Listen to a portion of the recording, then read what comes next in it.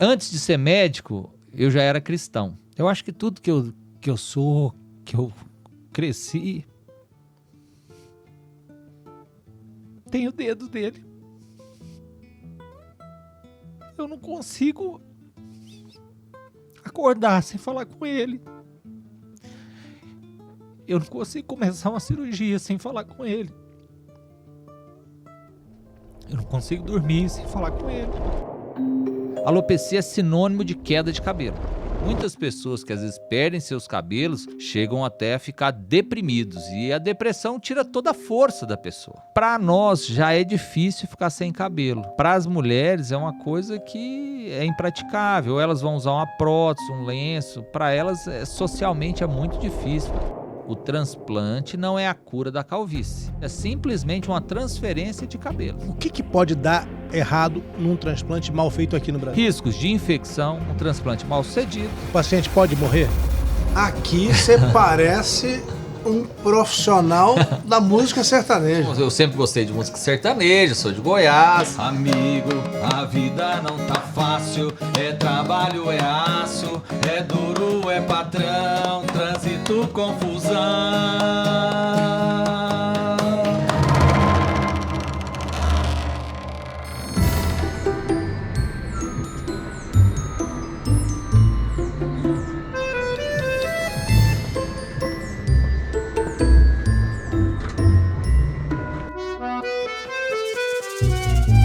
Meu convidado não é nenhum Sansão, vem de uma família de calvos, mas tem o inestimável poder de fazer brotar cabelos em quem já não tem a força capilar de outros tempos. Vem de uma família de médicos e decidiu dedicar sua vida profissional a resolver o problema dos carecas ou dos quase carecas. Meu convidado é presidente da Sociedade Brasileira do Cabelo. E por usar as técnicas mais modernas de que temos notícia, tem sido responsável por fazer muitos brasileiros economizarem tempo e dinheiro com passagens aéreas até a Turquia, até recentemente considerada a meca do implante. Ah, e meu convidado é também cantor sertanejo. Dr. Adriano Almeida, pode entrar.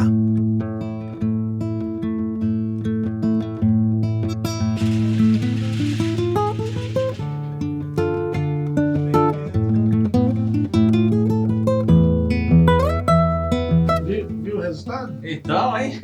Ficou bom, né? Ótimo, hein? Eu não achei que fosse crescer tanto. E ruivo? Pois é. Acontece isso de mudar a cor do cabelo? É normal isso? Isso aí não é muito comum, não, viu? Não. Mas crescer assim como Sansão... Crescer assim, sim. Agora ficar ruivo é a primeira vez. Você nunca tinha visto um resultado desse? Não. Tá bom, né? Tá ótimo, perfeito, hein? E Sansão? Sansão é um mito para os tricologistas? Na verdade, muitas vezes nós entramos, quando começamos uma aula inaugural de um curso de tricologia, essa figura não pode deixar de ser citada, né? Ele é o padroeiro dos tricologistas? Então, assim, é aquela história, ele é muito citado, pelo menos nas minhas aulas, porque é uma figura que todos conhecem, né? Então, por ter passado pela Bíblia e nós, né, a maior parte dos brasileiros são cristãos, então todo mundo ouviu falar de Sansão, né? Existe, de fato, uma força que vem do cabelo? No sentido, talvez, psicológico? Com certeza, porque assim, a falta do cabelo muitas vezes tira a autoestima das pessoas e a autoestima, a vontade de viver, de se sentir bem, de ser bonito, isso muda muito. Por isso nós vemos que muitas pessoas que às vezes perdem seus cabelos chegam até a ficar deprimidos e a depressão tira toda a força da pessoa. Você já viu transformações acontecerem na sua clínica? Frequentemente. Me conta. Então, muitas vezes os pacientes falam, doutor, você me devolveu a vida, você me devolveu a autoestima, hoje eu sou outra pessoa, o meu trabalho mudou muito devido a isso, hoje eu consigo ir até uma festa, a uma igreja. Muitas pessoas param de frequentar, nós citamos a igreja aqui, param de frequentar a igreja porque tem vergonha da calvície. E não dá para ir à igreja de boné, de chapéu. Então é um desrespeito teoricamente. Claro que na minha opinião Deus aceita você de boné, de chapéu, de qualquer jeito e Ele quer você lá aos pés dele, né? Então, também. assim também. Então, essa é a história, né? Eu transformo vidas, com certeza. Eu comecei lendo um trecho de Juízes que fala justamente de Sansão, mas essa história não termina bem. Dalila foi subornada pelos filisteus, cortou os cabelos de Sansão e ele ficou enfraquecido. Mas mais ou menos enfraquecido, porque ele teve uma última força para derrotar os filisteus, derrubar os pilares, pediu a Deus essa última força e ganhou essa última força, mesmo com os cabelos cortados. Então ele conseguiu derrubar as pilastras do templo e eliminou, sei lá, centenas, milhares de filisteus que estavam ali. Então é aquela história, por mais que o cabelo psicologicamente mude as pessoas, eu sempre oriento a todos, não pode deixar que isso impacte a sua vida. Então deve tratar, deve cuidar. Hoje existe tratamentos, hoje existe o transplante. Então, mas isso não pode levar a pessoa a uma depressão, a uma ausência de vontade de viver. Isso não deve acontecer. Então, pelo que você está falando de Sansão, eu posso concluir que um dos maiores tricologistas do Brasil está dizendo que o cabelo não é um problema tão grave assim. Sim, é um problema pelo menos resolutivo, né? Tem solução. Tem solução. E tem a ver com a potência sexual? O que acontece? Até tem aquela história dos carecas que elas gostam mais. Mas isso é verdade? O que acontece? As pessoas que ficam calvas geralmente têm testosterona mais alta. Ou seja, esse excesso de testosterona sim está ligado à potência sexual.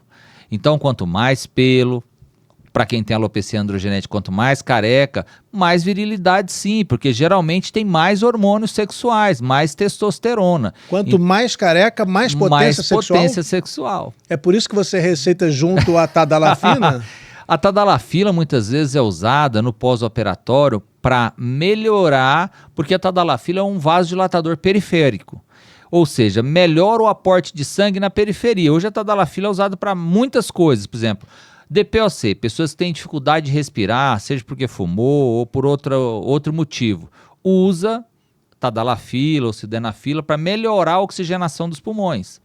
E também melhora a oxigenação dos músculos. Hoje muitas pessoas treinam com a dose pequena de tadalafila para melhorar o aporte de sangue no músculo e nós prescrevemos para melhorar o aporte de sangue no folículo, logo que ele é transplantado. Não é para repor a potência sexual. Não é para repor a potência sexual. Até mesmo que os calvos que nos procuram, na maior parte das vezes, já são calvos porque tem testosterona boa ou até além de boa. Então agora, vendo o meu cabelo verdadeiro aqui, que foi você que fez, eu vou voltar aqui um pouquinho no tempo para lembrar como as coisas começaram. A coisa tava diferente, hein? Tava complicado, Tava né? complicado. Ficou muito bagunçado? Um pouquinho, Tá, mas né? tá bonito, hein? Fazia dias que eu não te via, Tá vendo? tá bem legal, hein? Tá cheio. Tá cheio. Tá cheio. Já perdi aquele problema de me olhar no espelho. Já olho com vontade. E sabe o que é melhor? É isso que é a maior alegria pra mim. Não é? Com certeza, né? O cabelo era fininho, meu, sempre foi muito fininho, e era difícil de pentear. Depois do implante, ele ficou um pouco mais espesso. Com certeza. Porque você já estava se adaptado a esse cabelo que estava atrofiando. Hoje você tem um cabelo que é da parte de baixo que não atrofia. Então, um cabelo que você tinha antes dos 16 anos, era esse cabelo grosso. Ah, eu já tive um cabelo assim. Já teve esse cabelo assim, que é esse cabelo da parte de baixo. Então, agora você vai ter sempre esse cabelo mais grosso, que você vai conseguir pentear, arrumar, fazer Tá um mais topete, tudo mais fácil, né? Vamos entender o processo? Vamos sim. Começa assim, chega o paciente ou assim ou pior do que isso. Ou pior do que isso. Então, primeiro passo é isso, é uma consulta, uma tricoscopia, você lembra, eu fiz todo um exame com Tem aquele microscópio. aparelhinho para ver como é que tá Para ver aqui. como tá. Então, através da tricoscopia, nós conseguimos identificar o tipo de calvície, a densidade do seu cabelo, se ainda tem cabelo que é possível voltar. Então, tudo isso é identificado na tricoscopia. Depois da tricoscopia, nós, tanto da área receptora quanto da área doadora. A área doadora é fundamental, porque sem área doadora não tem um transplante bem sucedido. Ah, tem que saber se tem Se tem de onde tirar. Então, isso é importante. Tendo de onde tirar, Aí nós vamos para o segundo passo, que são o quê? Ver as condições físicas do paciente.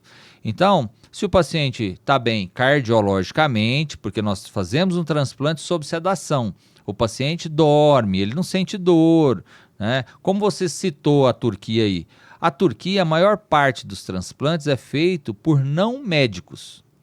Ou seja, quem vai realizar o ato do transplante, porque não é uma cirurgia lá, então é um técnico. Então é feito acordado, sem sedação, né? Então existe muitos riscos. E é perigoso. Muito risco, com Quais certeza. são os riscos? Riscos de infecção. Como eu faço transplante há 20 anos, eu já recebi muitos pacientes da Turquia, né? Risco do insucesso. O que dizia? O cara que veio da Turquia? O cara que veio da Turquia, doutor, quando eu cheguei aqui, o cabelo cresceu e agora caiu e não nasce mais. Ou paciente com a área doadora toda destruída. Então, tudo isso eu já vi. Não é que todo médico na Turquia seja ruim, mas tem muito. Não estou dizendo isso, mas que grande parte. Então, se alguém decidir fazer transplante na Turquia, primeiramente, busque saber com quem que você vai operar lá, porque muitas vezes existe médico na Turquia, com certeza, mas grande parte desses transplantes que teoricamente eram mais baratos, porque o transplante custava em torno de $5.000 na Turquia. Então as pessoas, quando o dólar era barato, iam para a Turquia porque isso fazia sentido. Hoje já não faz. Não tem mais razão, né? Não tem mais razão, né? Hoje ele faz com um bom médico aqui pelos mesmos $5.000. Agora, curiosamente, eu fui à Turquia esse ano, em janeiro, e eu voltei num avião que foi para Paris, que era a escala que eu fazia, e estava cheio de franceses voltando lá com aqueles enfaixados. Enfaixado. Ali, né? Você vê que até o curativo é diferente. Não né? é estranho isso? Por que estavam enfaixados? Porque lá eles embalam a cabeça do paciente todo, há muito sangramento, machuca muito a área doadora. Então você lembra, quando você saiu do centro cirúrgico, saiu com a faixinha só embaixo aqui, porque tudo isso é feito com pressão monitorizada, frequência cardíaca monitorizada, o anestesista vai cuidando de tudo isso. Então, eu morri de medo daquela anestesia. Não achava, não saía sangue, tentou 4 vezes. É isso aí, né? O sistema medroso faz com que as veinhas todas desaparecem. Então eu tava morrendo de medo, é isso? Com certeza. Então é essa história. É tudo monitorizado, o paciente não tem frequência cardíaca alta, pressão arterial alta no ato cirúrgico, então não sangra muito. Nós fazemos tudo isso sob um controle absoluto do anestesista. Então não precisa, você ver que acaba a cirurgia sem dor, o paciente não sai sangrando, escorrendo sangue, nada disso, isso não existe, né? Diferente de muitos lugares. E aí, você está curtindo a entrevista com o Dr. Adriano? Percebe a conexão que ele tem com a religião, como ele fala de Deus, como ele se aproxima disso em seu trabalho diariamente, é muito bonito. Fica até o final que você vai curtir muito. Aliás, você reparou alguma coisa no meu cabelo, comparando com alguns anos atrás? Muito obrigado, doutor Adriano. Aliás, deixa eu falar uma coisa para você. Não é só o cabelo, não. Tudo na aparência da gente conta ponto, né? E eu aprendi que com as camisas da Insider, gente, eu vou bem para qualquer lugar. Eu tô aqui em Portugal, na boca do inferno, que de inferno não tem nada. É um paraíso, na verdade, aqui na costa de Portugal, lindíssimo, lugar maravilhoso. Venta bastante por aqui, tá fazendo um sol. Ontem à noite estava mais frio e eu tô o tempo todo com a camisa da Insider porque ela tem uma adaptação térmica que outras roupas não têm. Ela desamassa no corpo. Eu tô sempre arrumadinho, gente. Olha, eu pego mala, desfaço mala, abre, pendura no hotel, pendura em cima da cadeira rapidinho, porque vai sair daqui a pouco, só se arrumar de novo. E tá sempre alinhado. Às vezes eu coloco uma jaqueta por cima, às vezes eu vou só assim como eu tô agora. Pode ser com calça, pode ser de short, pode ser para ir à praia, pode ser para trabalhar. É o tempo todo. E olha, tem essa novidade, que é o seguinte. Com o cupom Jornada Infinita, você pode usar o QR Code que tá aqui na tela, você tem 15% de desconto no site da Insider, em qualquer compra que você fizer lá. Usa o cupom Jornada Infinita e você vai ver um descontaço que você vai receber não só nessa camiseta Tech T-shirt, como muitas outras. Entra lá. Bom, agora deixa eu arrumar meu cabelo aqui, porque a gente vai voltar para o estúdio para a conversa com o Dr. Adriano, especialista em implantes capilares e outras questões de cabelo. Vamos voltar, porque olha, tem mais uma coisa. Sabia que ele é cantor? Fica até o fim para você acompanhar.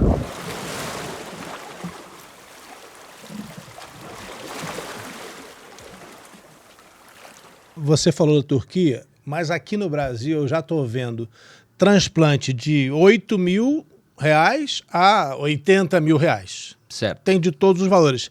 Um transplante de R$8.000 dá para confiar? Não dá. E você não pode pensar que você vai passar por um transplante de R$8.000 e vai ter uma sedação adequada, um anestesista por conta de você, uma equipe médica e técnica te acompanhando com qualidade e um pós-operatório decente. Não faz sentido. Se você fizer as contas, não faz sentido. O que está acontecendo de errado? O que está acontecendo de errado é que os pacientes não estão sendo operados por médicos aqui no Brasil, igual na Turquia. Também? Também. Né? Existe Quem opera já nesse caso? Enfermeiros, técnicos, como lá. Existem já casos de muitas clínicas aqui que já estão sendo investigadas e até fechadas por exercício ilegal aí da profissão, da medicina. Da cadeia? Isso, no Brasil, você sabe que da cadeia é uma coisa difícil, né? Mas essas clínicas já estão sendo investigadas. E muitas estão sendo fechadas. E o paciente tem um mecanismo fácil de ajudá-lo a decidir. Reclame Aqui. Então, Funciona? muitos desses médicos já estão no Reclame Aqui, essas clínicas. Então, é fácil, é importante buscar por isso. Uma orientação, uma indicação. Quais são os sinais de que uma clínica não é confiável para o transplante? Primeiro, muito barato. Segundo, uma insistência para você fechar aquele transplante. Não, fecha hoje, fecha hoje, fecha hoje. Então, assim, o paciente tem que ter toda a liberdade de escolher o médico que ele vai. Então, ele deve procurar a indicação, perguntar por esse médico, dar uma olhada na internet, quem que é o médico que vai operar. Muitos pacientes eles compram um transplante e não sabem quem é o médico que vai operar. O que pode dar errado num transplante mal feito aqui no Brasil? Num transplante. Um transplante mal sucedido, então, com a linha da frente feia, transplante... Fica aqueles capacetes, capacete, né? Aquela linha reta, inclusive tem até pessoas públicas aí que fizeram transplante, ficou muito mal sucedido. Você não vai citar nome. Não vou citar nome, com certeza, né? Então, risco de infecções, esse risco é iminente. É uma cirurgia com milhares de furinhos. Não tem um corte, mas tem milhares de furinhos. O paciente pode morrer? Pode. Como já existiram várias mortes por transplante capilar no Brasil, inclusive recentes. O que aconteceu? Até a Band, que você estava por último, foi até o meu consultório me entrevistar por isso, né? Um anestesista, né? Eu estou falando isso porque a matéria foi pública, não vou citar nome, mas foi realizar um transplante capilar, né? O anestesista foi realizar um transplante capilar. E esse transplante capilar, o paciente teve uma parada cardíaca dentro de um prédio, e não teve nenhuma condição de assistir esse paciente. Esse paciente morreu. Não era uma sala cirúrgica apropriada? Não era uma sala cirúrgica apropriada. E, além desse caso, se o telespectador quiser, ele pode buscar por outros casos de morte por transplante capilar. Infelizmente, esse é um discurso muito ruim para a gente ter, mas é fato. Então, o paciente tem que ter esse cuidado de buscar um bom profissional para realizar sua cirurgia. E você lembra que quando você passou na consulta, o segundo passo foi o quê? Fazer exames. Então você fez exames cardiológicos, exames de sangue. Então tudo isso é muito importante para o quê? Trazer segurança, tanto para o cirurgião quanto para o anestesista realizar aquele procedimento. E um ambiente cirúrgico. Você chegou lá na clínica, você observou. No meu centro cirúrgico tem respirador, gerador de energia, tem tudo como um hospital. Isso é fundamental. Se der uma pane, Se der uma pane, resolve. Não tem uma UTI, né? Mas nós temos todo o aparato, se necessitar, transferir o paciente. Então, isso é muito importante. Uma equipe capacitada, um médico anestesista assistindo a cirurgia durante todo o tempo, para que tudo corra bem. Depois de analisar, a gente chega a essa fase. O que é isso? Parece uma tatuagem. São as marcações. Então, as marcações vai me guiar.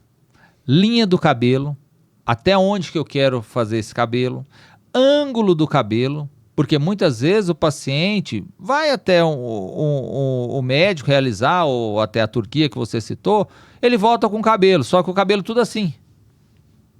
Então não consegue pentear, não consegue ajeitar, porque o cabelo tá assim. Cada cabelo tem um sentido? Tem um sentido. Como é que faz? Você pode ver nessa foto, por exemplo, a sua coroa, tem os risquinhos, a sua frente tem os risquinhos. Tudo isso é o sentido do cabelo. Quando ele muda, eu desenho, antes de raspar, o sentido do cabelo.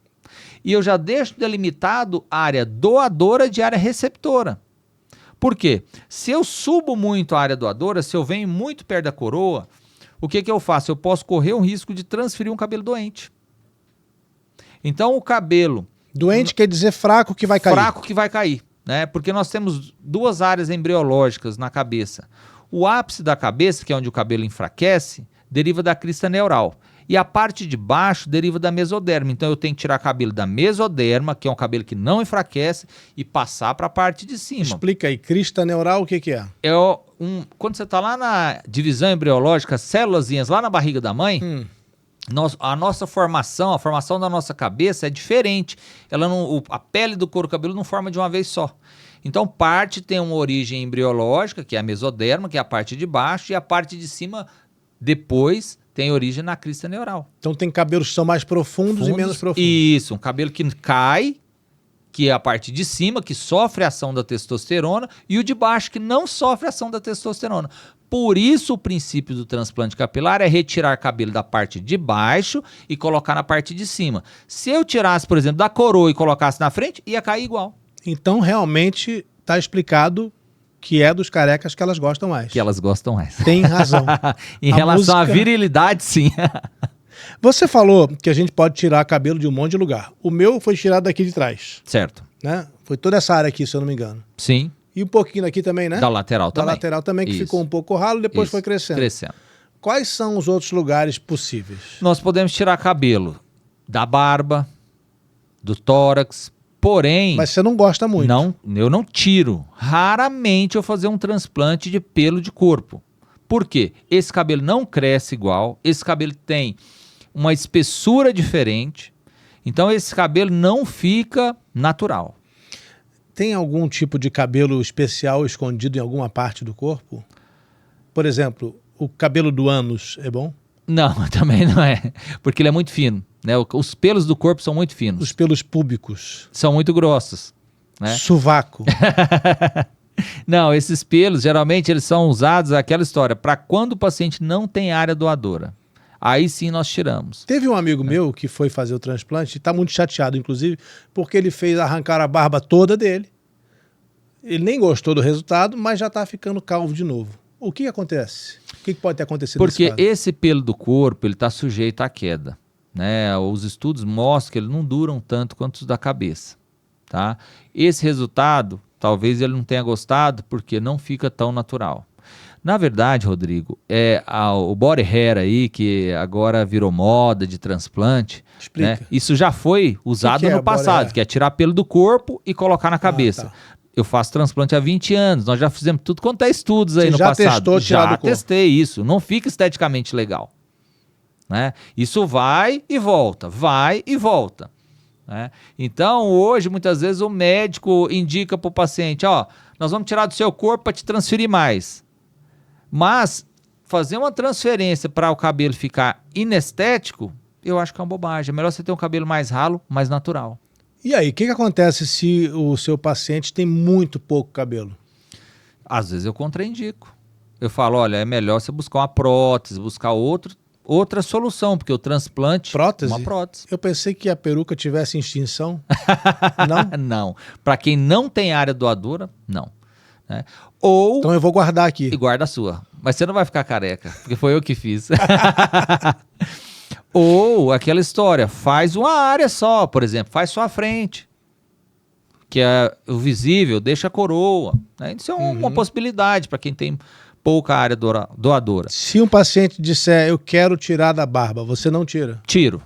Se ele insistir que quer tirar da barba, eu tiro. Alertando. Alertando sobre tudo isso. É um transplante que não pode ser duradouro, você vai ter que usar o cabelo baixinho, raspadinho, para não ter um efeito que não seja tão natural. Depois dessa etapa da tatuagem indígena, do tribal que a gente faz na cabeça, a gente chega nessa outra fase. Aí pra mim tá lindo aí, né? Parece um planeta.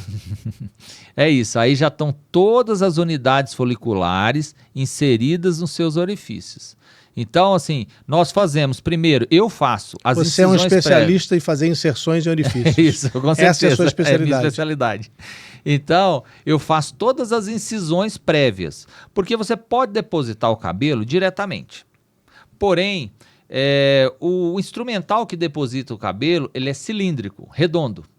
É tipo uma agulha? Uma agulha, como se fosse uma agulha, né?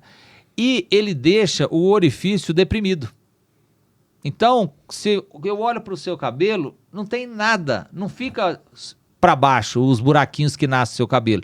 Está reto. Quando você deposita com o implanter diretamente, por ele ser cilíndrico, ele tira tecido, ele faz um cortezinho e ele fica deprimido. Então, quando olha para o paciente, percebe. Então, é um erro fazer direto com o implanter, é isso? Na minha opinião, sim. E muita gente faz. Muita gente faz, porque economiza tempo. Eu deveria perguntar, eu já fiz, mas alguém que vai fazer um implante deve perguntar ao médico, o senhor vai usar o implanter diretamente? Essa é a pergunta? Isso. Ou você vai fazer incisões prévias. É que economiza tempo, por exemplo, eu demoro 1h30 aproximadamente para fazer as incisões prévias. Então a cirurgia fica mais longa. A minha durou 12 horas, se não me engano. Aproximadamente isso. Qual foi o máximo que você já passou numa sala de cirurgia? Eu já passei talvez umas 15 horas. Já teve que fazer em 2 dias seguidos? Não faço em 2 dias. Não. Por quê? Existem médicos que fazem em 2 dias para fazer 2 cirurgias. Eu não faço. Eu faço um paciente por dia. Porque às vezes o médico não faz o paciente sedado, o paciente cansa. Aí ele faz um paciente, metade de uma cabeça, aí o paciente volta no dia seguinte para fazer outra metade da cabeça. Eu consultei o médico antes de fazer com você, que me propôs fazer em 2 dias. Aí. Agora... Por que esse doutor Adriano está dizendo que vai fazer num dia só? Esse cara resolve num dia só. Por quê?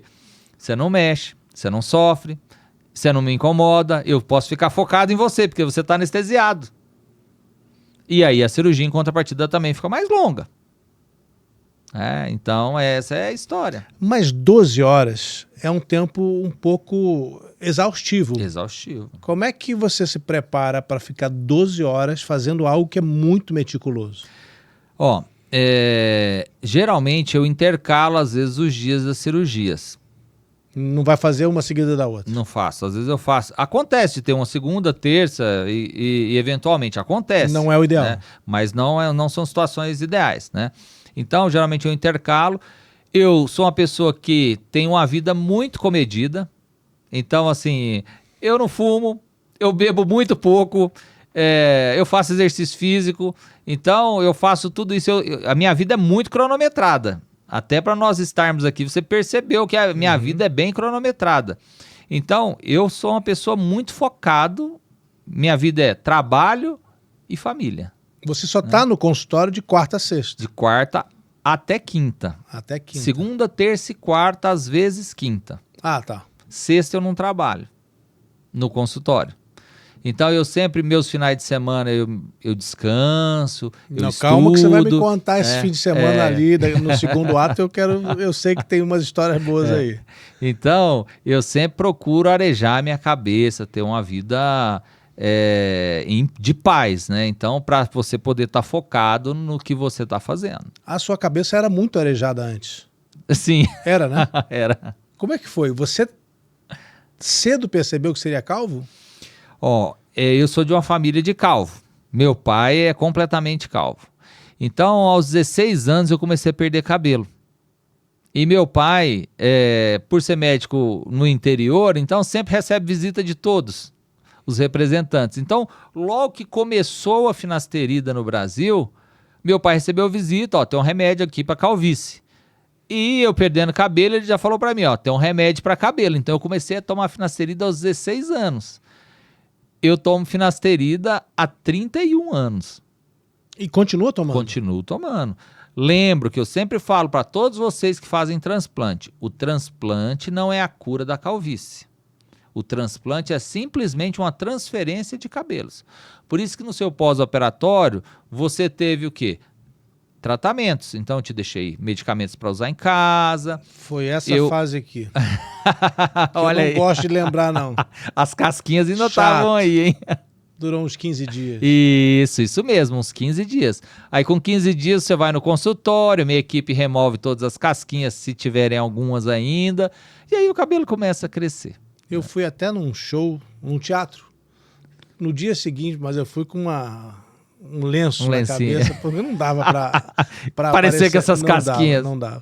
Então depois do transplante, é preciso continuar. Eternamente. Eternamente cuidar. Quais são esses cuidados? Geralmente, um bom shampoo para evitar oleosidade. O excesso de oleosidade não é saudável para o cabelo. Algum antiandrogênio, que é no caso finasterida, dutasterida, e para quem não toma medicações sintéticas, às vezes um Serenoa Repens, um óleo de semente de abóbora e outros, né? Então, as mulheres também realizam transplantes capilares, né? Então, elas são outros medicamentos que nós prescrevemos, né? Eu nunca vi, não me lembro de ver uma mulher calva, 100%. Tem? Tem. Não só de alopecia androgenética, mas existe uma doença chamada alopecia frontal fibrosante ou fibrosante frontal, que tira toda a parte da frente do cabelo da mulher e até o vértex. Ela vai ficando calva até o vértex. Muitas vezes essas mulheres que têm oportunidade de um diagnóstico precoce, nós fazemos os diagnósticos, tratamos previamente, estabilizamos a doença e realizamos transplantes nessas mulheres, com bom sucesso, bom resultado. Porque para nós já é difícil ficar sem cabelo. Para as mulheres é uma coisa que é impraticável. Elas vão usar uma prótese, um lenço. Para elas, socialmente, é muito difícil ficar sem cabelo. Não dá para dizer que é das carecas que eles gostam mais. Não dá para dizer isso. Não dá. Né? Mas você ia explicando sobre o tratamento, ele continua. Continua. Tem a finasterida, tem o minoxidil. Os dois ao mesmo vitaminas, tempo. Né, os dois ao mesmo tempo, porque um é para uma coisa e o outro é para outra coisa. Enquanto a finasterida ela evita a atrofia do cabelo, o minoxidil ele faz o quê? Alonga a fase do cabelo. Então hoje já existe, nós manipulamos um minoxidil oral também, né? Na verdade o minoxidil é muito antigo, né? Mas por que continua então? Porque ele é efetivo. Então, essa é a história do minoxidil. Tanto local quanto oral, ele é muito efetivo. Mas não são só esses dois. Eu tomo 4 ou 5 E você toma vitaminas. As vitaminas estimulam o desenvolvimento. E você lembra que você dosou as suas vitaminas antes de tomá-las. Então, você toma as que são direcionadas para você. Por exemplo, a vitamina que você toma é diferente da que eu tomo. Cada paciente toma uma vitamina individualizada. Quais são os procedimentos, ou, na verdade, os hábitos que alguém pode ter desde cedo para não chegar à calvície ou para atrasar a calvície? Uma alimentação adequada. O que é isso? Existem alguns nutrientes que são muito importantes para o cabelo. Cobre, zinco, ferro, vitamina B12, vitamina D. Então, assim, um exemplo. Os vegetarianos. Os vegetarianos têm muita queda de cabelo. Então, a proteína, a carne é importante. Precisa ser em excesso? Não precisa ser em excesso. O vegetariano diz que ele encontra proteína em sementes e de outras maneiras. Mas a ferritina dele é muito baixa, geralmente. A reserva de ferro é muito baixa. Precisa tomar ferro. Precisa, muitas vezes, suplementar o ferro. Não tinha piada nisso. Por isso que eu falei suplementar.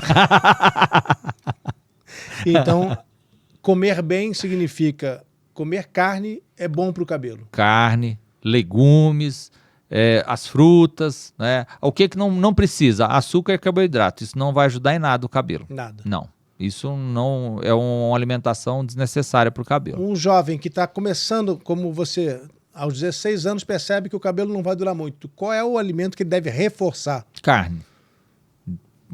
Se puder escolher carne. Tem vitamina D também. Vitamina D, sol. B12... Né? Então, na carne ele vai encontrar B12 também, né?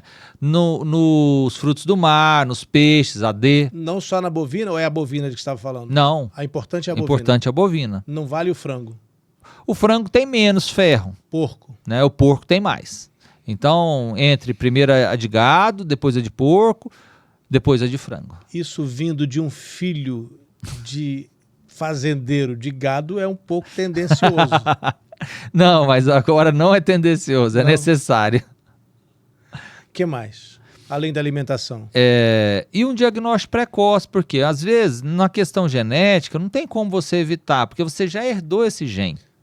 Essa era a minha pergunta, que talvez fosse a número 1. Lá atrás, quando eu tinha 15 anos, meu avô era calvo, por parte de mãe. E eu escutei dizer, avô careca, neto careca. Tá certo? Não, pode ser sim, mas assim, pode acontecer de pular gerações, por exemplo. O meu avô não era careca, nem minha avó. E o seu pai E meu pai é. E você seria se não tivesse feito E eu, implante. se não tivesse tratado e feito transplante, talvez estaria muito ruim. Então é essa história, né? Não obrigatoriamente o avô careca, neto careca, né? Mas isso é mito. É mito, mas pode acontecer, né? Quais são as outras recomendações? Além dessa alimentação e um tratamento precoce, nós dizemos cuidar da oleosidade do cabelo, né? Porque o homem, devido à testosterona, ele tem uma oleosidade em excesso. Então, o corpo, muitas vezes, vai liberando o manto hidrolipídico, fica muito demasiado no cabelo. Isso favorece a queda do cabelo também. Então, usar um shampoo que tira esse excesso de oleosidade, que limpa melhor o couro cabeludo, é muito importante. Uma pessoa que tem caspa tem mais tendência a ser careca? Uma pessoa que tem caspa geralmente tem mais oleosidade. E aí sim, quando a gente compara uma coisa com a outra, com certeza ele favorece, né? O excesso de oleosidade favorece tanto a caspa quanto a queda do cabelo. Eu me lembro muito cedo, eu digo na adolescência, eu pegava a toalha, esfregava no cabelo com muita força. Era prazeroso até, porque faz como quase uma massagem. Uhum. Eu estou adiantando a minha calvície com isso? Não está adiantando, mas você está acelerando a queda. Por quê? O nosso cabelo ele tem fases. Uma fase anágena, uma fase catágena e uma fase telógena. Por que eu não cresci mais, eu diminuí? Porque o cabelo está na fase anágena, aí ele cresce. E depois ele começa a evoluir. Você está estimulando essa queda precoce do cabelo, ao friccionar o cabelo. Então a toalha com muita força na cabeça é ruim? É ruim, com certeza. Você está estimulando esse cabelo a cair mais rápido. Um cabelo que ia demorar, sei lá, mais 2, 3 meses na sua cabeça, você está arrancando ele. Da mesma forma, quando você prende o cabelo, para quem usa o rabinho, seja homem, seja mulher, se você prende com tração, você está estimulando a avulsão do cabelo. Eu tenho um exemplo, até ele é uma pessoa conhecida, que é jogador de futebol. Ele, uma ocasião, o Arouca, chegou no meu consultório, ele usava uns dreads, e eu falei, Arouca, ou você tira o dread ou você vai ficar calvo, você está promovendo um arrancamento, uma avulsão do seu cabelo. Justamente os caras que deixam o cabelo grande estão estimulando a calvície. Aquele dread todo pendurado, aquele lá estava gerando uma atração no cabelo dele. Aí ele trocou por uns dreadzinhos pequenininhos, melhorou muito. Então se Bob Marley tivesse vivido mais, talvez teria ficado careca. E uma alopecia cicatricial, porque isso arranca definitivamente o cabelo. O que é alopecia? Alopecia é sinônimo de queda de cabelo. Dentro das alopecias, nós temos cicatriciais e não cicatriciais. Algumas enganam. Por exemplo, cicatriciais, o cabelo não nasce mais. Lúpus, líquen, a pseudopelada de Brock, a fibrosante frontal, que eu te falei das mulheres que vão embora. Esses cabelos não vão voltar nunca mais. Esses nomes são apavorantes. Como é que é? Lúpus, líquen, pseudopelada de Brock, alopecia frontal fibrosante. Então, são quedas de cabelo cicatriciais. Não cicatriciais, alopecia androgenética, porque por mais que o cabelo caia e não nasça, fica uma penugenzinha. Então, se você olhar na cabeça do careca, ele tem uns pelinhos, só que não cresce, não se desenvolve. Então, não é cicatricial. A alopecia areata, que as pessoas confundem com cicatricial, porque forma um buraco sem cabelo. Muitas pessoas, até personalidades, já tiveram alopecia areata visível. Por exemplo, o Danilo Gentili. Você que fez o cabelo dele? Sim, cuidei do cabelo dele por muito tempo. Ele perdeu parte da barba, ele perdeu um pedaço do cabelo. Então, meu amigo, eu falo, ele fala que vê as pessoas na rua e dá o meu cartão, fala, ó, liga, isso aí é alopecia areata, vai lá no doutor Adriano que ele cuidou de mim. Né? O Duda Nagli, que é o ex-marido da Sabrina Sato, teve na barba, e outros. Então é uma doença que ela tem, é uma doença autoimune, mas que tem uma relação muito íntima com o estresse. Essa doença, quando nós pedimos para um paciente tratar a alopecia areata, sempre nós falamos, olha, precisa de um acompanhamento psicológico. Quando você foi no Danilo Gentili, que eu vi, isso foi em 2018, 2019? Isso, né? É isso aí, porque foi logo que o Lorenzo nasceu, que até eu fiz uma das vezes que eu fui lá. Lorenzo, o seu filho. Meu filho. É. Você não tinha tanto cabelo quanto você tem hoje? Não, porque eu não tinha feito transplante. Ah, não tinha, né, galera? Não tinha feito transplante. Mas não tava careca ainda. Não, eu nunca fui careca, porque me tratei a vida inteira. O que aconteceu é que a minha testa cresceu um pouco. Foi. Então, em 2020, o tempo vai passando, em 2022, ou seja, 4 anos depois, eu fiz um transplante. Então, naquela sua entrevista, você tinha feito o transplante do Danilo? Não, eu só cuidei, o Danilo não operou. Ah, não operou, ele só tratou. Mas que ele tinha uma coisa na barba que ele então, mostra? Ele teve uma alopecia areata, mas aquilo ali nasce de novo. Então eu tratei e nasceu tudo de novo. O problema dele era só aqui? E na cabeça também. Não foi transplante? Não foi transplante, foi só tratamento. Aquele cabelão dele lá é verdadeiro. Sim. E aí, tratando, cuidando, aumenta. O meu é verdadeiro também. O seu também é todo seu. Não tem nada de ninguém, é todo seu. E quando é que a pessoa chega ao seu consultório e você diz, você não precisa de transplante? Muitas vezes eu contraindico transplante. Às vezes a pessoa, ontem mesmo teve um rapaz jovem, marcou uma consulta para fazer um transplante. E ele falou, meu cabelo tá ralo. Eu falo, eu acho que você deve aí. Pergunto, né? Você já se tratou? Não, eu não me tratei. Ou, me tratei e eu vejo que é um tratamento inadequado. Eu peço para ele, vamos dar uma oportunidade ao tratamento. Porque eu acho que não deve se pular etapa. Porque quando você pula uma etapa, que é o tratamento, a pessoa às vezes quer fazer um transplante para não tratar. E é um erro. Então ela deve primeiro tratar, ver se esse tratamento é efetivo, atingiu a expectativa, e aí depois nós partimos para a segunda etapa, que é uma cirurgia. E muitas vezes a pessoa não vai precisar. Não vai precisar. Então eu sou muito transparente, sou muito honesto. Você não quer dar uma oportunidade para o tratamento, é importante você tentar tratar, até mesmo porque se você operar, você vai ter que continuar tratando. E aí eu peço, me dá uns 6 meses para a gente tentar. É você que pede para ele não fazer o transplante? Às vezes eu peço para não fazer. Porque assim, Rodrigo, a melhor coisa é você ser transparente e honesto com as pessoas. Para que eu vou operar um jovem? É um risco, é uma cirurgia. Se eu posso evitar. E normalmente o jovem não precisa? Não, tem jovem que chega já muito calvo, que precisa. Mas muitos não. Né? E às vezes até alguns mais velhos, porque às vezes você vê um amigo operando que está super bem. Aí você fala, vou lá operar também. E aí, na consulta, no bate-papo, fala, você já tratou, não tratou? Vamos tentar tratar então, porque o que te incomoda? Me incomoda só porque está um pouquinho ralo. E as entradas? Não, entrada não me incomoda, eu já tenho 50 anos. Eu falei, então vamos tratar. E às vezes evita a cirurgia. Aí, dependendo, eu quero voltar minhas entradas, eu não quero... então aí já não tem mais jeito, aí tem que pensar em operar. Tem algumas ciências, tem algumas especialidades médicas que a gente vê evoluindo muito rapidamente, como é o caso do transplante, que chegou... Não existia dessa maneira 20, 30 anos atrás, eu acredito. Há 20 anos atrás, eu opero há 20 anos. Há 20 anos atrás, nós fazíamos uma técnica chamada FUT, que era, nós tirávamos uma tira de pele, tinha ponto... Arrancava a pele. Tinha ponto cirúrgico, e aí separava fiozinho por fiozinho. Eu já não sou da geração do cabelo de boneca, porque nós já separávamos as unidades foliculares. O que é cabelo de boneca? Antigamente existia um transplante que transferia tufos de cabelo. Então, quando você olhava o paciente, ficavam uns tufinhos. Então... Feio.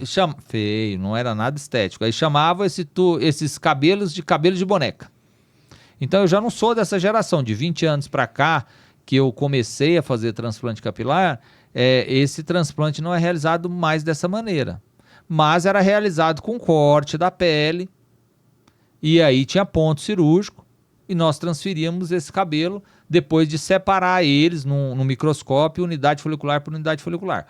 Hoje nós tiramos já a unidade folicular, faz um furinho e tira a unidade folicular inteira. E por que não se sabia fazer isso 20 anos atrás? Não tinha instrumental para isso, né? Não tinha micropunches, né? Porque quando a gente vai fazer um furinho, tem um instrumental que a gente corta em volta do pelo.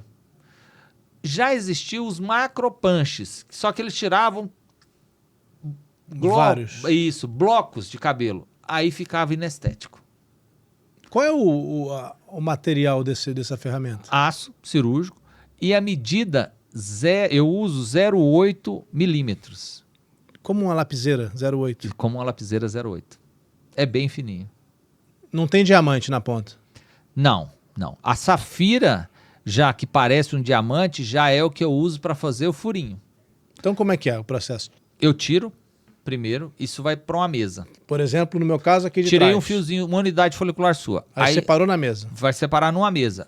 Aí na mesa vai separar o que é de um fiozinho, o que são de 2, o que são de 3, porque na hora que coloco de volta, por exemplo, você pode ver tudo de 1, não tem bloco de cabelo aí na frente. E aí se o anestesista soprar, embaralhou tudo.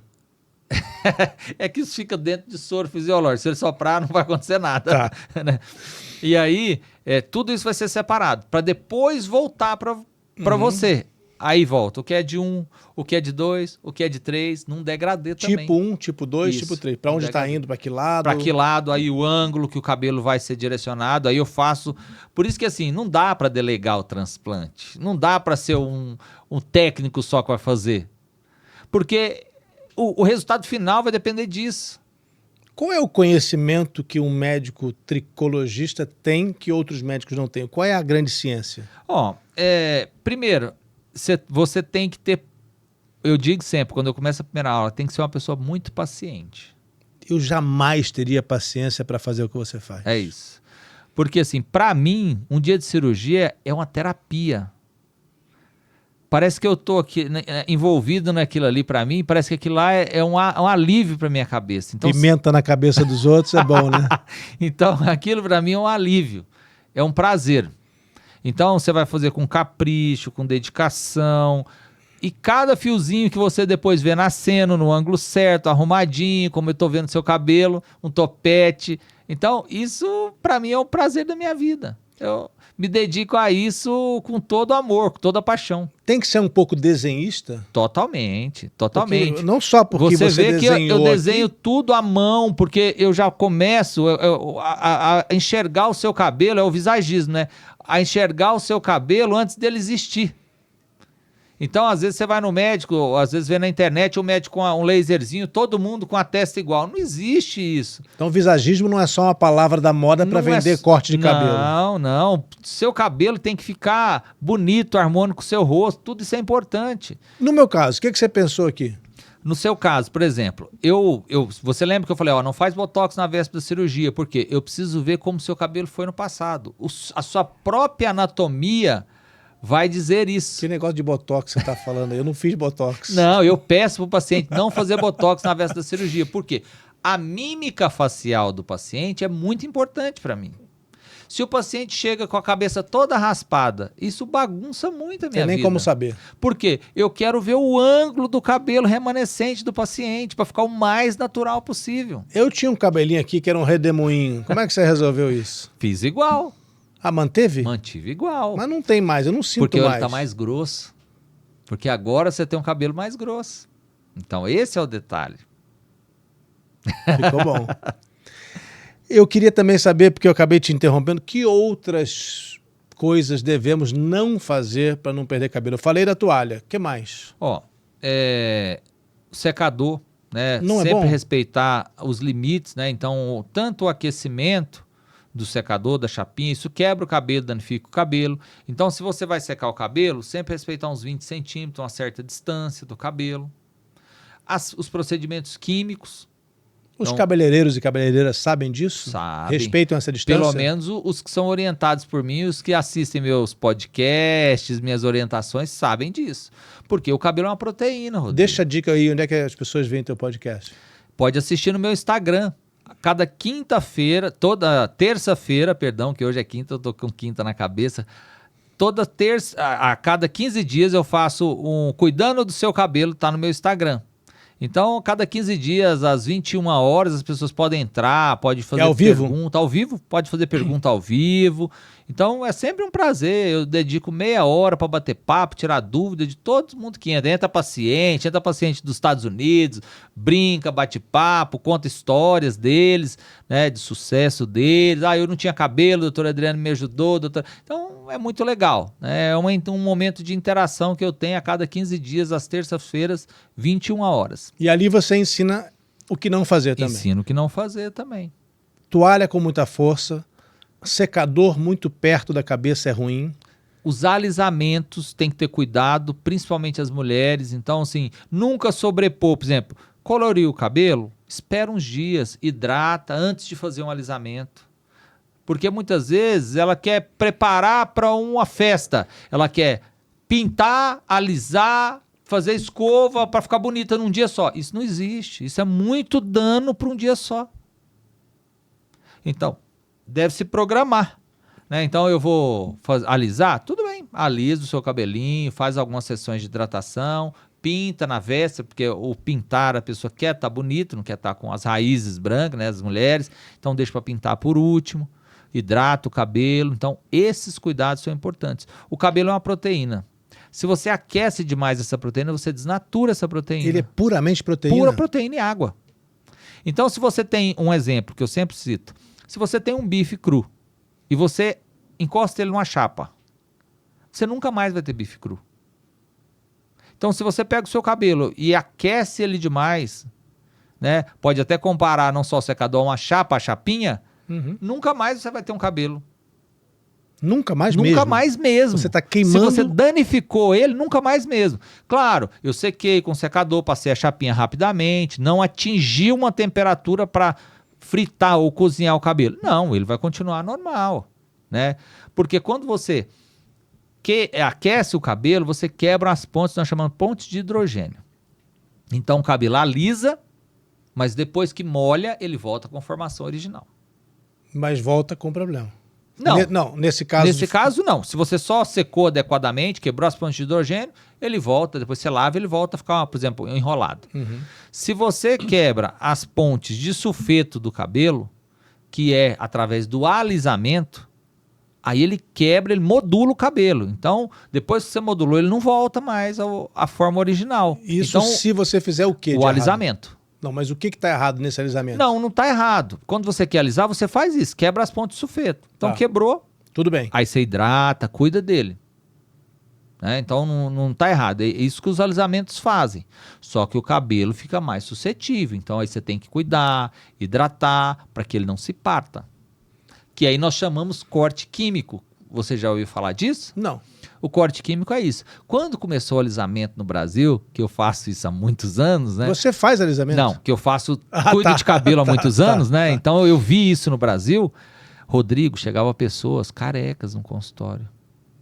Por quê? É a tal da chapinha japonesa, não? Também, né? Tem japonesa, de morango, de banana, chocolate, tudo é alisamento. Né? Então, Rodrigo, as pessoas não tinham tato, a Anvisa não tinha controle sobre isso.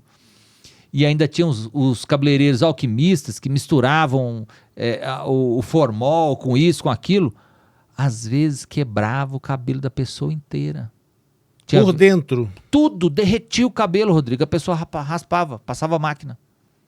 Você imagina uma mulher, lindo, cabelo lindo, foi alisar o cabelo, de repente o cabelo virava uma borracha e tinha que raspar a cabeça. Isso aconteceu várias vezes no consultório. A pessoa chegar sem cabelo. Às vezes a gente pensava, será que é quimioterapia que veio aqui para estimular? Quando chega, você já pensa, será o que é, né? Você já fica na expectativa de que a pessoa, qual vai ser a queixa da pessoa, né? Aí a pessoa já começava, fiz um alisamento, aqui. Tirava o lenço sem cabelo. Então, no começo do alisamento no Brasil foi... E aí, claro, né? A Anvisa regulamentou, tirou o formol dos alisamentos, que foi um grande passo, porque estava prejudicando os pacientes e muito mais ainda os profissionais do cabelo. porque eles ficavam inalando aquele formol 5, 10 vezes no dia. E quais são os procedimentos perigosos hoje? Esse é um desses. Ainda existe. Ainda existe. E ainda pode ser perigoso. Algumas pessoas que teimam em usar formol. Então isso não faz mais sentido. Os bons salões, muitos salões, no começo até colocavam na porta: aqui não entra formol, nós não usamos formol, como um mérito que isso tinha sido abolido, né?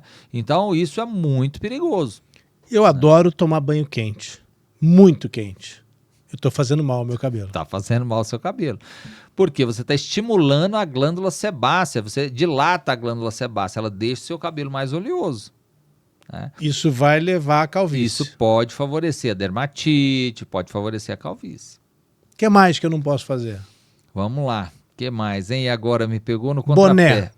Boné. O boné, ele para muitos é interessante, Rodrigo, principalmente os mais calvos, porque protege do câncer de pele. E ele favorece sim um pouco a dermatite seborreica, mas o boné não gera calvície. Então as pessoas falam: eu usei muito boné, por isso que eu fiquei careca. Não, né? Isso não pode ser atribuído ao boné. A história, aí vamos às lendas também, né? Cortar o cabelo de acordo com as fases da lua, né? Então a lua cheia é para dar volume, a crescente para crescer, a minguante nem pensar, né? Então, assim, isso não tem nenhuma relação científica. Nenhuma. A Lua, sim, tem interferências na maré, em outros pontos, né, da nossa observação, mas no cabelo isso não tem nenhuma relação. Pode cortar cabelo em qualquer lua. Pode cortar o cabelo em qualquer lua. Ajuda meus amigos cabeleireiros aí, que eles precisam trabalhar em todas as luas, viu? Você falou da quimioterapia. Quando uma pessoa faz quimioterapia, tem algum tratamento para crescer cabelo? Tem sim. Depois que ela é liberada, dependendo, o que não é feito, principalmente nas mulheres, quando nós pensamos no câncer de mama e câncer ginecológico, medicações que interferem na questão hormonal. Mas as vitaminas, os estimulantes, eles podem sim ser usados para favorecer o crescimento do cabelo. E acontece que depois da quimioterapia, o cabelo, Rodrigo, ele pode nascer diferente. Uhum. Então, muitas vezes o cabelo ele nasce um pouco mais grosso, um pouco mais fino. Nós temos até um exemplo que todo mundo acompanhou, e aí na época, muitas pessoas me perguntaram, foi o Gianecchini, que ele tinha um cabelo liso, e depois da quimioterapia dele, o cabelo ficou ondulado. Uhum. Isso pode acontecer, mas o cabelo tende a voltar à conformação anterior, ou seja, ficar liso no caso dele, com o passar do tempo. E tende a crescer Tende a crescer normalmente. E transplante de outra pessoa é possível? Vai ser possível um dia? Seria possível já, porém, o receptor desse cabelo ele teria que usar todos os medicamentos que um transplantado usa de órgão. Por exemplo, quem faz um transplante de coração, quem faz um transplante de rim, e são medicamentos muito pesados, Rodrigo, são imunobiológicos, são corticoides. Então, assim, para um fim estético, não faz sentido depois uma pessoa ficar dependente de tantas medicações. Qual é o futuro do transplante de cabelo ou o futuro do cabelo? Então, o que nós mais almejamos um dia é que exista uma replicação de tecido, ou seja, que eu pegue, por exemplo, tire de você 1.000 unidades foliculares e consiga replicar isso, clonar isso. O tecido, porque assim, eu não acredito que eu verei, né, na idade que eu tenho, apesar de que a gente queima a língua, né, eu jamais pensei que tudo que tinha nos Jacksons nós estaríamos vivendo hoje, né? A não ser aquele teletransporte, né? O resto tudo a gente já vive, né? Mas nós conseguiríamos transformar uma célula no cabelo. Mas se nós conseguíssemos transformar o tecido, replicar o tecido, cabelo em cabelo, para mim acho que já seria uma evolução muito boa. Isso parece possível. Tem pesquisa sobre isso? Tem pesquisas, mas ainda não tem uma possibilidade absoluta, né? Tem pesquisas, mas não tem uma replicação disso ainda, não. E a inteligência artificial tem alguma aplicação no cabelo? no tratamento? Não, hoje, né, eu não visualizo, né, a inteligência artificial ajudando tanto, mas ela vai ser o futuro, né? Pode ser que ela venha para dentro Você não vai queimar da a língua medicina também. Essa eu não vou queimar, não, porque ela está muito presente e bem presente. Mas você consegue enxergar um caminho onde a inteligência artificial pudesse ser útil? Ah, sim, por exemplo, nas codificações genéticas aí. Ela é interessante, eu acho que ela conseguiria isso de maneira, porque assim, você consegue buscar, por exemplo, estudos no mundo inteiro e jogar num lugar só. Então isso acelera muito as coisas acontecerem. Então é a história da inteligência artificial, ela consegue executar uma coisa que está sendo executada aqui, na Índia, nos Estados Unidos, e você pega tudo aquilo e junta num lugar só. Então, toda a experiência da Índia, daqui, dos Estados Unidos, num lugar só. Então, isso favorece e acelera muito as coisas acontecerem. Nós estamos aqui em São Paulo, mas a gente está ouvindo o seu sotaque não é de São Paulo. Foi aqui que tudo começou? Foi aí que tudo começou. Onde é que nós estamos aqui? Nós estamos em Iporá. Isso aí foi um hospital fundado pelo meu pai e outros sócios. Meu pai é goiano. Meu pai se formou em Manaus, onde conheceu a minha mãe, e ao concluir a medicina, ele voltou para Goiás. Então, quando voltou para Goiás, ele construiu um hospital em Iporá. Um hospital geral? Um hospital geral. Um hospital de 100 leitos. Então... Que ainda existe? Que ainda existe. Goiás e Iporá em especial... o Hospital Cristo Redentor. Era um polo de medicina, porque o Mato Grosso era muito pouco desenvolvido. Então, todas as doenças que aconteciam no Mato Grosso, cirurgia, tudo vinha para Goiás. E a primeira cidade mais desenvolvida, um polo médico em Goiás, era Iporá. Então, às vezes, eu passeava com meu pai... Onde é Iporá? Iporá. Lá no norte? Não, Iporá fica no centro-oeste de Goiás. Do centro-oeste do centro-oeste? Do centro-oeste, você deve ter conhecido Trindade. Sim. Sim. Então, naquela mesma rodovia, depois de Trindade, vem São Luís dos Montes Belos e a próxima é Iporá.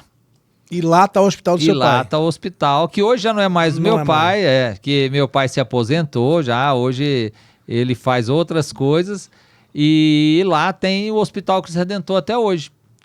Então era um polo médico. E por que você não foi trabalhar no hospital do seu pai? Meu pai sempre me estimulou a ficar numa cidade grande. Então quando eu me formei, ele ainda tinha um hospital. E aí veio a questão, filho, você não quer vir... Mas você já sabia a especialização que você ia querer? Sim, eu já estava fazendo dermato. Então, quando eu terminei dermato, ele até me questionou, você não quer vir para o hospital? Você tem interesse em ficar com o hospital, tocar o hospital? E eu já tinha encontrado o meu caminho aqui em São Paulo e até por orientação dele, estímulo dele, falei, não, pai, eu vou ficar num centro maior. A tua faculdade foi onde? Eu me formei no Rio de Janeiro. Vim para São Paulo me especializar, fiz pós-graduação aqui e fiz mestrado na Unicamp. Então, minha vida foi construída aqui em São Paulo. Eu conheci a minha esposa logo que cheguei aqui em São Paulo, aí está aí a Roberta e o Lorenzo. É o único filho de vocês? É o único filho. Então, eu conheci a Roberta logo Ele está assim hoje? Tá um pouquinho maior. Tá com que idade? Tá banguelo. Não, tá banguelo isso. Tá com 7 anos. Então você conheceu a sua mulher aqui? Aqui em São Paulo. Então não queria mais voltar Não, até Goiás. Que a Roberta sempre foi uma grande parceira. Se eu optasse, decidisse em voltar para Goiás, e ela adora Goiás. Ela gosta mais de piqui do que eu gosto de piqui, mas a Roberta gosta demais. Eu adoro piqui, adoro piqui. Então, eu gosto de piqui, a Roberta, vixe. Né? A Roberta então, é de onde? A Roberta é de Limeira. Terra do café? Isso, que Da virou linguiça. Laranja, né? Que Tem hoje... muita linguiça lá hoje, famosa. Ah, é? Eu tive lá, era a famosa linguiça então, de Limeira. Então, virou laranja. Hoje, Limeira é um polo de automóveis, de fabricação de peças de automóveis e outras coisas muito grande. É a capital também da bijuteria, né? Então, Limeira virou uma cidade muito grande. Né? E a sua infância foi assim? Minha infância foi assim, dividida entre hospital, porque eu morava perto do hospital, então vivia em Iporá. Né? Na minha casa era um hospital. Minha mãe brigava comigo, eu vou lá no meu pai, vou no hospital. Tudo que acontecia, eu ia pro hospital, né? Eu caía de bicicleta, minha mãe já falava, vai pro hospital. Então, sempre foi isso, hospital e fazenda, que meu pai sempre teve fazenda, minha vida inteira. Então, tá eu e o Giovanni aí, meu fiel companheiro, meu irmão amado aí. E essa outra foto é sua irmã? Minha irmã, Cláudia, minha irmã querida. Né, os dois ainda moram em Goiás. Meu irmão é engenheiro, meu irmão é engenheiro da Heineken. Engenheiro Você é o único civil. Médico? Sou o único médico. E a sua irmã? E a minha irmã é dentista. E a sua mulher é dentista? E a minha esposa é dentista também. E o seu pai andou por aqui? Meu pai teve um diagnóstico cardíaco recente. E aí nós viemos para um colega aqui avaliar ele, consultar ele, dar a sua opinião sobre o que fazer. E aí ele teve comigo aqui uma época e aí tá ele comigo, foi assistir uma cirurgia comigo. Foi uma honra até ter meu pai, porque muitas vezes eu assisti várias cirurgias dele e nunca tinha tido a oportunidade dele assistir a minha. Então nessa ocasião aí ele veio assistir a minha. O santo de casa não faz milagre? O seu pai continua calvo? Meu pai continua calvo, porque meu pai tem uma área doadora muito pequena e um cabelo muito fino, Rodrigo. Ele não quis fazer do sovaco. Não deveria fazer do sovaco, né? Ele então, não quis fazer. E meu pai tem meu pai é diabético, ele já é revascularizado 3 vezes, então existem certos riscos para quem já tem várias doenças. Então, mas nem quando você começou, ele não pensou em fazer 20 anos atrás? Não, ele nunca pensou em fazer justamente pela área doadora dele, que é muito pequena. Chegou para mim essa outra foto. Esse aí foi um segundo pai para mim. Esse é o Dr. Bedin. Ele foi um dos pioneiros do cabelo no Brasil. Então, teu professor? Meu professor. Então, quando eu cheguei a São Paulo, ele me convidou para trabalhar com ele. Uhum. Então, fui trabalhar com ele e me ensinou muitas coisas, né? Então, grande parte do meu conhecimento veio dele, me estimulou muito.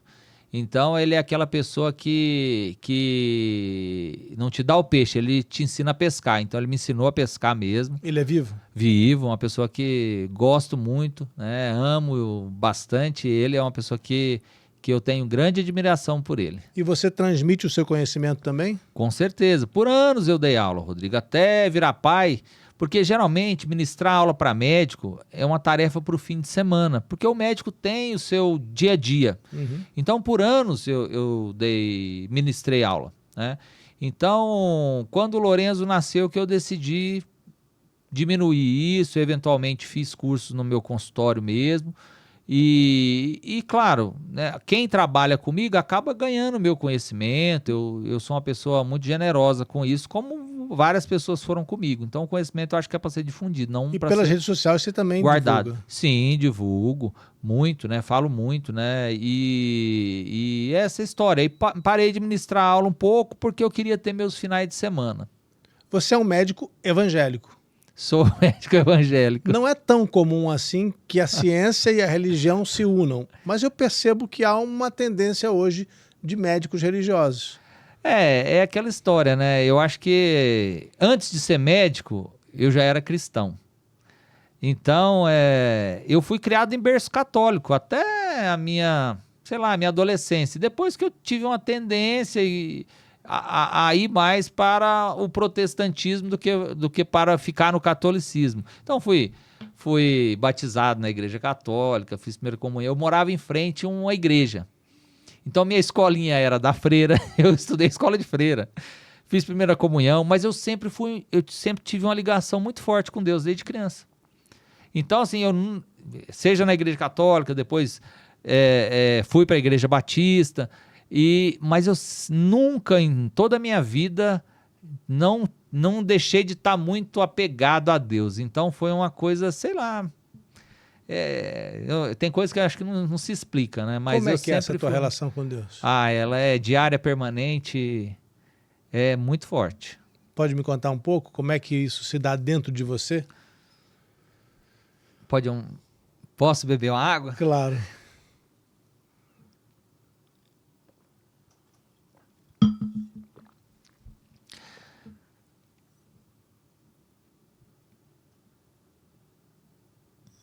Emocionei.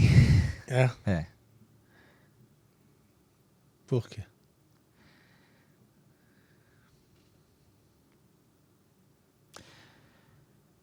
Eu acho que tudo que eu sou, que eu cresci,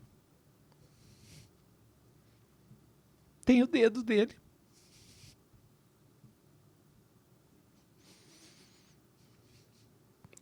Você consegue lembrar quando começou esse sentimento? Desde a infância, sabe? Eu não consigo acordar sem falar com ele. Eu não consigo começar uma cirurgia sem falar com ele.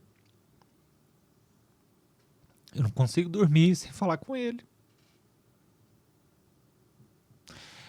Então, ele me acompanhou todo o tempo. Eu me mudei de casa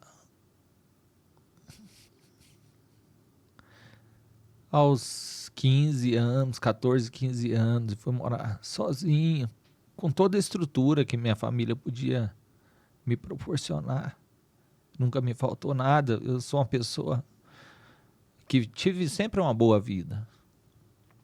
Mas ele foi sempre a minha companhia, o tempo todo. Né? Porque às vezes você pode morar num palácio e precisar de companhia. Né? Então, ele sempre foi minha companhia. E como você sente a presença de Deus? Eu sinto a presença de Deus no passarinho que cantou hoje quando eu acordei. Né? Na luz que iluminou a minha visão hoje. Então, eu sou muito grato a tudo que sou, que tenho, a Ele. Não que eu não tenha dificuldades. Tenho o dia a dia. Às vezes eu fico com saudade da minha família. Fico gestão de pessoas, que a gente tem um monte de funcionários. Às vezes você fica triste com um, feliz com o outro. Graças a Deus eu tenho bons pacientes, eu não tenho problema com paciente. É incrível, né? Porque você não escolhe as pessoas que te procuram. Mas você é muito acolhedor. Mas assim, as pessoas que me procuram, como eu não tenho o paciente chato, o paciente isso, são todos muito amáveis. Então, isso, eu acho que tudo vem dele. E você leva essa sua relação com Deus para a sua prática profissional? Com certeza, com certeza. No meu dia a dia é isso, né? Eu sou imperfeito, como qualquer pessoa, né? Mas eu trago isso bem para dentro de mim. Procuro ser o mais amável com o meu próximo, né? Trazer isso, amar meu próximo como a mim mesmo, fazer o bem para os outros. Se eu não posso fazer o bem, o mal, jamais, né? E é essa história, né? Eu sou busco seguir bastante os ensinamentos dele. Claro que falho, como qualquer pessoa, mas busco seguir bem os ensinamentos de realmente Jesus. os ensinamentos de Jesus. E você percebe que isso volta para você? Volta. Você fazer o bem, Rodrigo, volta só o bem para você. Pode ter certeza disso. Eu digo que é a rede do bem. Né? Eu falo, às vezes, eu ajudo as pessoas. Se eu posso te estender a mão para isso, ligar uma pessoa a outra, eu faço isso. Eu brinco que é a rede do bem. Né? Então, se eu tenho o cara que vende esse copo aqui, que eu conheço, e você quer comprar um copo, fala com esse cara aqui, que ele pode te ajudar. Ele é um cara bacana. Ele pode te vender um bom copo. Eu sempre busco linkar uma pessoa com a outra, ajudar um ao outro, porque eu acho que é o caminho, né? Se você procura ter pessoas boas do seu lado, isso vai repercutindo positivamente. E você acha que isso hoje, no mundo que a gente vive, é uma exceção? Pessoas com esse tipo de postura? Hoje as pessoas vivem um mundo muito artificial, né, Rodrigo? Eu busco até no meu dia a dia, fora do consultório, fora das câmeras, fora do Instagram, viver uma vida bem simples mesmo, né? Então eu sei que tem glamour, que tem isso, tem aquilo. O que é simplicidade é fazer o que te agrada, não para as pessoas, faça para você, né? Então eu busco sempre isso, né? Porque esse mundo, nós vivemos aqui numa passagem tão rápida para você viver, para mostrar para os outros. Então eu tenho que ter uma rede social, isso é importante. Eu tenho um trabalho, tem as equipes que trabalham dentro do meu consultório, tem agência que trabalha fora do consultório para mostrar o meu trabalho, porque precisa de mostrar o trabalho para as pessoas te conhecerem cada vez mais. Então isso existe, mas às vezes quem me conhece mais perto, às vezes vê que eu sou uma pessoa totalmente diferente. Você já me conheceu um pouco, às vezes a pessoa chega no consultório, vê eu num programa de televisão, isso, fala, nossa, mas isso é tão simples, é isso mesmo? Eu falei, é isso, eu sou essa pessoa tranquila aqui. Eu não sou nada arrogante, eu não sou nada estrela, nada disso. Eu sou uma pessoa bem... Porque meu pai me ensinou a ser assim. Ele ensinou que a gente tem que ser muito simples, que a gente tem que amar as pessoas, ser próximo das pessoas. A humildade é uma virtude? A humildade é uma virtude muito grande para mim. E eu procuro transmitir isso para o meu filho, né? Porque eu acho que a maior herança que eu posso deixar é um bom ser humano aqui, né? Então procuro ser o mais humilde possível, até mesmo para minha família, para que eu sirva de exemplo para eles, né? Vamos respirar um pouquinho lá fora? Vamos lá. Vamos tomar uma aguinha? Me fez até chorar aqui. Vamos pro segundo ato? Vamos lá. Então vamos.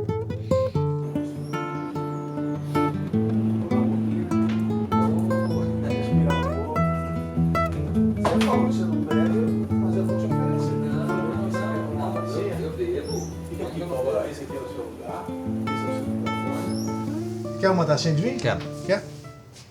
Você gosta de vinho, né? Eu gosto muito. Eu gosto de tudo que é artesanal. E o vinho é uma das coisas que eu procuro, né? Especialmente os de vinícolas menores. Eu sempre evito vinhos famosos, porque eles são muito vendidos. Eu gosto de tudo que é artesanal, música artesanal, tudo que é mais artesanal eu prefiro. O seu trabalho é artesanal. Verdade. É um por um. Tem um quê? Tem uma... Perto da fazenda tem um... Você empurra pro lado esse prato, que aí você fica mais no centro aí, ou pra frente. Ó.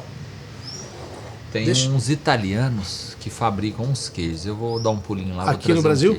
Ah, é? E eu ia até te falar, te convidar aqui, olha, isso aqui é pra nós, são todos vinhos brasileiros.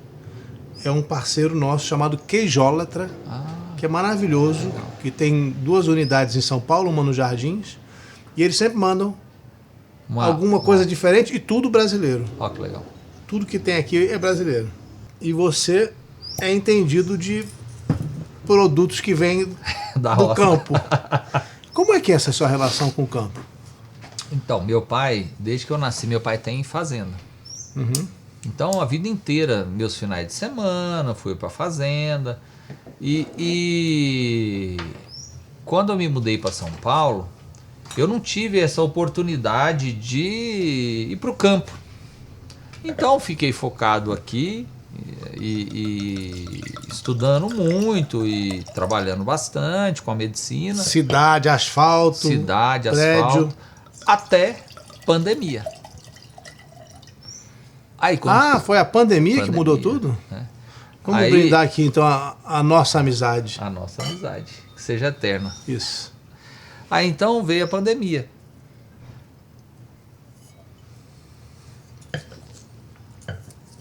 E com a pandemia, tudo fechado, então tudo que era de cidade ficou.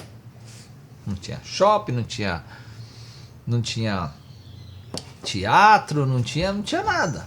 Água com gás ou sem gás? Com gás. Então, como tudo ficou fechado,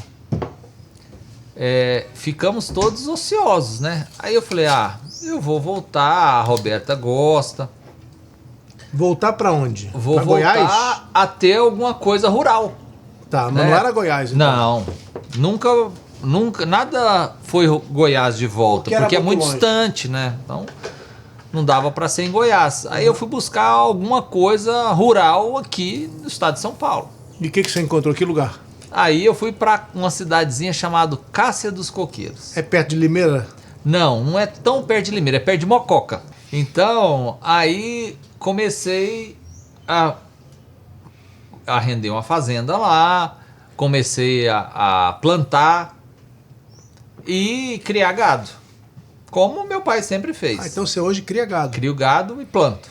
Mas você planta comercialmente ou para consumo? Comercialmente, não, é bastante.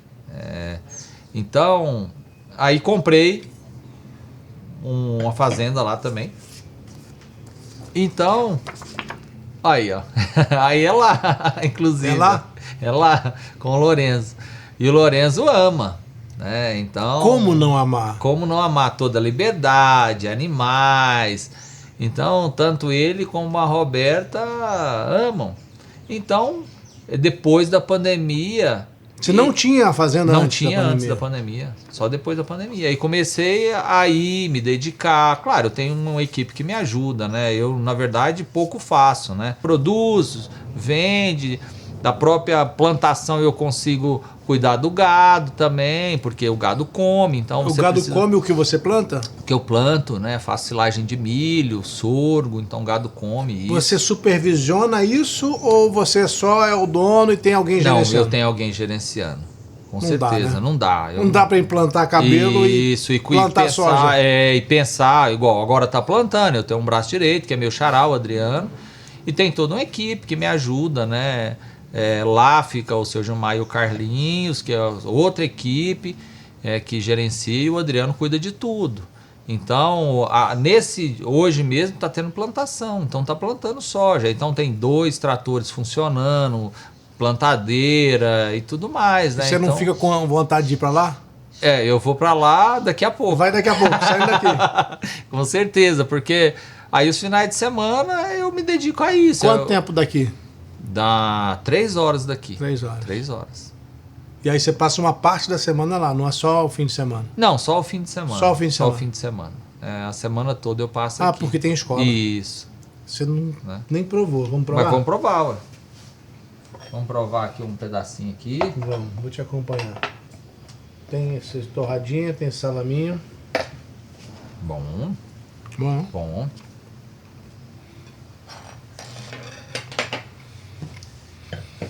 Você aprendeu a plantar soja ou nunca aprendeu? Aprendi agora, é uma coisa recente. Porque meu pai, ele é pecuarista. Meu pai sempre cuidou de gado. Então de gado eu já conheço há muitos anos. Agora, de soja é uma coisa que eu conheço há 5 anos, né? Teu pai sim largou a medicina pela pecuária? Pela pecuária. Isso é uma coisa goiana? Esse amor pela pecuária? Eu acho que campo? sim, eu acho que sim, porque assim, quando eu morava em Goiás, mesmo todos os sócios do meu pai no hospital tinham fazenda, porque você começa, às vezes, se dedicando numa cidade pequena, você não tem muito o que fazer no fim de semana, então o que você vai fazer? Fazenda. Mas aí não é só para diversão, seu pai profissional? Não, meu pai teve fazenda a vida inteira e assim, não é uma coisa do fim de semana, um pedacinho só para ir lá plantar um pé de jabuticaba e comer, não é isso. A gente tem plantações que são a nível industrial, gado, bastante gado, então isso não é só o suficiente para você se alimentar. E é o que eu busco sempre, em tudo que eu vou fazer. Isso vai trazer algum benefício para as pessoas? Por exemplo, se eu tenho gado, esse gado vai dar o quê? Vai dar carne, vai dar leite para alguém. Porque as pessoas não sabem o quanto é difícil colocar esse queijo aqui na nossa mesa, essa carne na nossa mesa, a comida na nossa mesa. Se não tiver pessoas envolvidas nisso, Rodrigo, nós não teríamos como nos alimentar. E uma coisa, sem o iPhone você fica, mas sem a comida não dá. Então isso é pouco valorizado num país como o nosso, que todo mundo tem muita comida. Eu às vezes opero pacientes, eu falo de opero porque vou conhecendo muita gente no consultório, mesmo do Japão. Comida é uma coisa cara, difícil. Você tem paciente japonês? Tenho. Brasileiros que mudam para lá e vêm se tratar aqui. Vêm fazer transplante comigo, né? Então, eles dão valor na comida, porque comer é caro lá, não tem tudo à disposição, né? Os Estados Unidos já é melhor. Quando você viaja até para os Estados Unidos, eu vou para os Estados Unidos com frequência, o Lorenzo mesmo, ele chega uma hora que ele quer comer uma comida em casa. Por quê? Porque ele enjoa um pouco da comida do restaurante. Então ele quer comer fruta todo o tempo, porque aqui tem muita fruta. Você acha que a gente é privilegiado? Muito privilegiado. Nosso país é muito privilegiado e nós deveríamos valorizar isso. Por que você acha que não se valoriza isso? Porque, assim, o produtor rural, ele é visto como um explorador da terra, um desmatador. Essa consciência tem que acabar. Quando a gente pensa em desmatamento, na Amazônia, por exemplo, 20%, a pessoa tem uma fazenda, ele só pode desmatar 20%, 80% ele tem que cuidar. Mas ele respeita? Alguns respeitam, alguns não. Os que não respeitam devem ser punidos, concorda? Aqui no Cerrado, né? O Cerrado também tem uma área do Cerrado que ele precisa o quê? Guardar, cuidar. Então cada bioma tem o seu determinada área. Então o fazendeiro, o que produz carne, que produz soja, que produz isso, ele não é um destruidor da natureza. O problema ele é que cuida da natureza. Tem alguns que negam. Sim, e essas pessoas devem ser punidas, né? Com certeza. Negam a necessidade de cuidar, negam o que estão fazendo. Isso é fato, a gente não pode discutir. Mas claro que não é a maioria, me parece que não é. Não é. Né? Até mesmo porque existe fiscalização para isso. Mas existe uma consciência do fazendeiro de que é preciso proteger o planeta? Os mais conscientes, com certeza. Eu, por exemplo, eu penso nisso todo momento. Porque onde nós vamos viver? Onde os nossos filhos vão viver? Né? Se nós não cuidarmos, não vai ter como viver. E eu não vou te dizer, isso pode ser, se nós não cuidarmos, pode ser logo, né? Sim.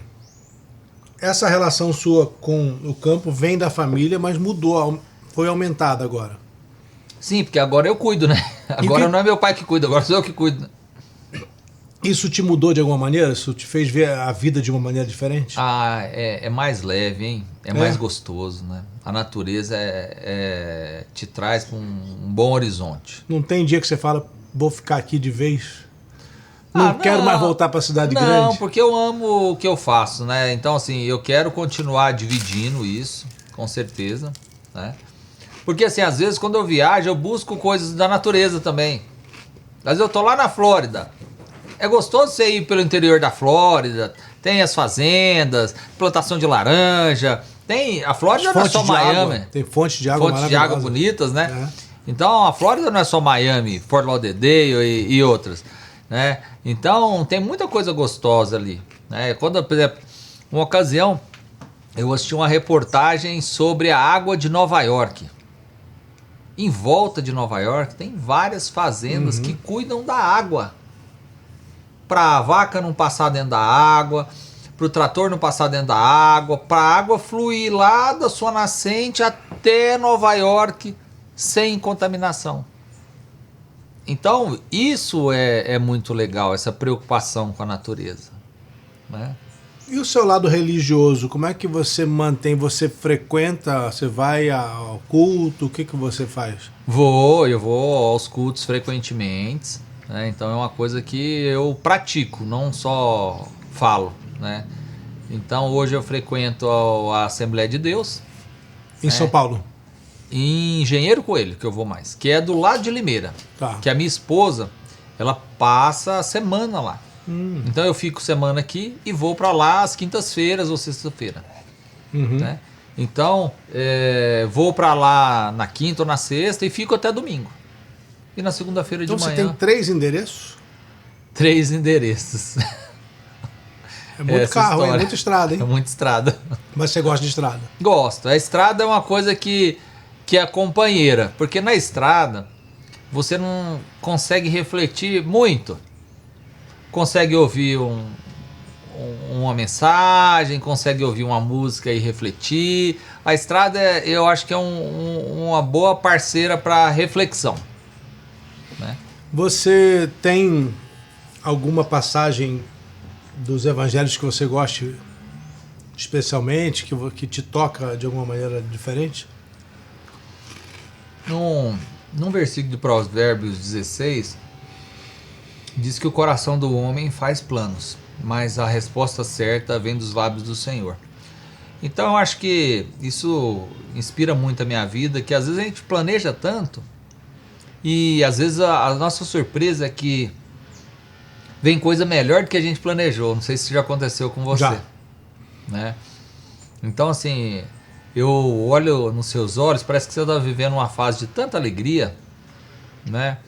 Então assim, às vezes você planejou muitas coisas na sua vida e às vezes vieram coisas que te fizeram ir muito mais além, estar muito mais feliz do que você planejou. Eu falei com a Ana há alguns dias atrás e aí a minha mulher, a Cristina. E aí a Ana me contou do encontro de vocês. Eu falei, como vocês se conheceram? Ela contou. Aí ela me contou que foi no aeroporto. Né? Então, assim, eu tenho certeza que você não planejou encontrar a sua cara metade no aeroporto. Não. Convivendo com muitas pessoas, você trabalhou em lugares com pessoas diversas, seja de conteúdo, seja de beleza, seja de tudo. E às vezes Deus te prometeu algo especial, mais belo, mais preenchido, né, para trazer essa alegria para sua vida. Né? Então são essas histórias que às vezes eu penso, para alguns isso é o acaso, né? Isso é o destino, né? E para mim não, eu acho que isso tem um dedinho de Deus aí. Né? E aqui? Tem um dedo de Deus aqui? A música é divina. É isso aí. Logo que eu acabei meu mestrado, eu sempre gostei de música. Né? Então, quando eu acabei meu mestrado, até um orientador falou assim, você não quer fazer um doutorado? Eu falei, acho que não. Porque o Lorenzo estava a caminho.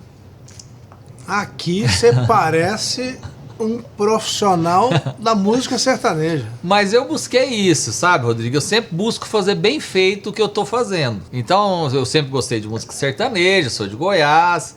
Então, falou, vou gravar uma música. Qual era a música que você gravava? Então, eu não sabia qual música que era. Até comecei a compor, compus a música que chama É Pau, que é uma música... É Pau é uma referência à música do Tom Jobim, não? Não tem nada a ver, na verdade. Na verdade, o É Pau é duro, é difícil, né? Então, a música do brasileiro, né? Que a vida não é fácil, é trabalho, é isso, é aquilo, né? E no fim, a gente quer o quê? Tomar uma cerveja, descansar e pronto, né? Então, quando eu compus essa música, eu pensei em gravar ela e aí vem as outras músicas. Depois vem a oportunidade, grava mais uma. E assim foi. Mas isso e eu busquei... já no âmbito profissional, não? No âmbito profissional. Certo. Quando eu decidi gravar, eu já procurei, por exemplo, quem gravou as 2 primeiras músicas minhas foi o Dudu Borges, que fez Gustavo Lima, Bruno e Marrone. Então eu já busquei gravar tudo de uma maneira profissional. Nunca fiz nada amador. Mas como você desenvolveu a sua habilidade vocal? Como é que você virou um cantor? Estudei. Estudou? Estudei. Antes da medicina ou depois? Depois. É recente. Pandemia? Na pandemia, justamente. Lá no interior? Aqui. Fiz aula com Gava, que é um cara conhecido. Aula de canto. Aula de canto. Ele fez as meninas do Faustão, sempre eu encontrava com elas lá. Também faz Aguinaldo Raiol e outros, ele é sempre... Onde você arruma esse tempo todo? Tem 12 horas de cirurgia. Então, essa história, tem o gado, né, para cuidar. Quem quer, faz. Então, assim, eu sou aquela história. Cada minuto da minha vida é cronometrado para tudo dar certo. Mas tem momentos de ócio? Isso. Os meus momentos de ócio são os finais de semana. Porque, por exemplo, a aula de canto eu fazia à noite. Hoje eu já não faço mais, porque depois que eu gravei as músicas, tudo, aí começou a pandemia, fiz alguns shows, né? E aí com a pandemia e a fazenda e tudo, aí parei um pouco com a música, porque aí realmente eu comecei a ficar difícil. O consultório também, as cirurgias aumentaram muito, e aí eu diminuí isso, né? Você olhou para lá, você já sabe por quê, né? Você viu alguém chegando, né? Então a música ficou um pouco pro lado, né? Eu fiz o que eu desejava, gravar uma música, lancei álbum, tem no YouTube. Você fez show? Fiz shows, né? E eu perdi isso. Perdeu. Não, eu não vou aceitar perder isso. Então... Você sabe que eu não vou aceitar. Então é essa a história, né? E aí eu parei um pouco com a música e fui me dedicar à história da fazenda. E hoje meus finais de semana... E a música te prende muito, igual você falou, que tanto horário, porque assim... Você tem que fazer bem feito, então a aula de vocal... Você precisa ter uma banda para você a todo momento, tá preparado para se apresentar. Me apresentei em alguns programas de televisão também. Você já tinha um talento anterior? Olha, eu sempre gostei muito, mas nunca me dediquei.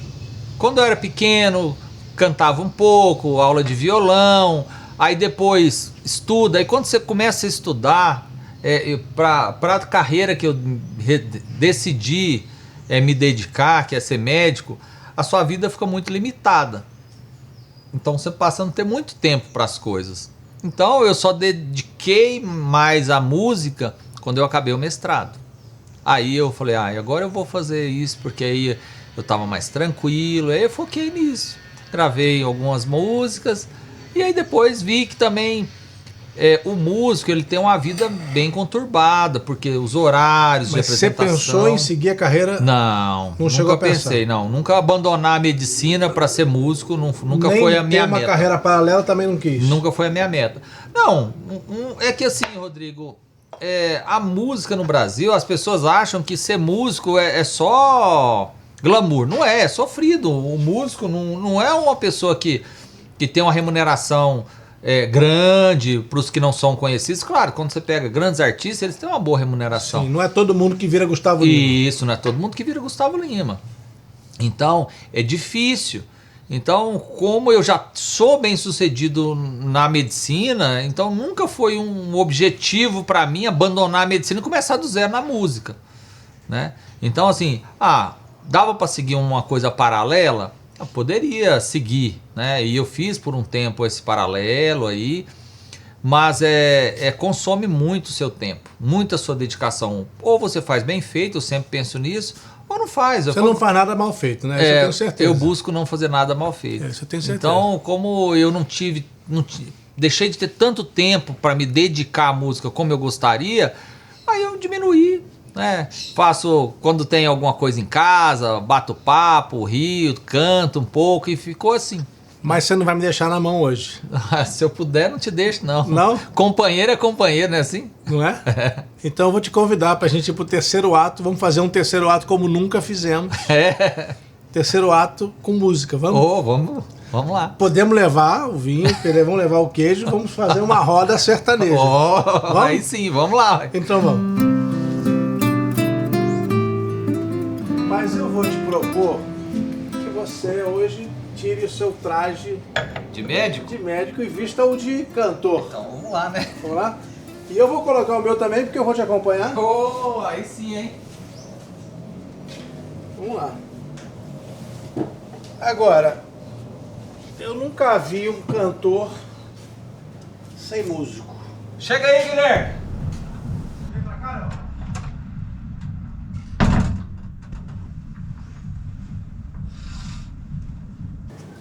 Porque sem música não dá, né? Olha ele aí. Então, você tem uma composição sua que fez sucesso na internet. Fez sucesso na internet. Ela Seu se microfone chama tá aqui, ó. É Pau. É pau? É Pau. Tipo De a música do que Tom é difícil. Jobim? É difícil. É difícil. É pau. É. Vamos ouvir? Vamos lá.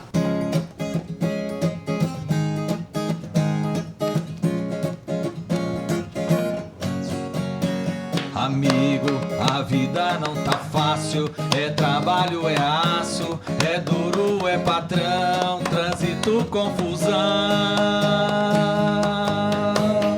É pau, é pau, é pau, é pau. O dólar que dispara, a bolsa que não para. É relatório, é prazo, vai tudo pro espaço. É pau, é pau, é pau, é pau.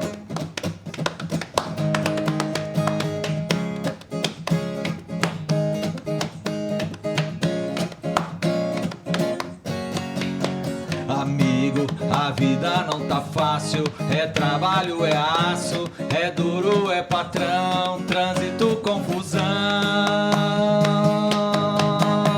É pau, é pau, é pau, é pau. O dólar que dispara, a bolsa que não para. É relatório, é prazo, vai tudo pro espaço. É pau, é pau, é pau, é pau.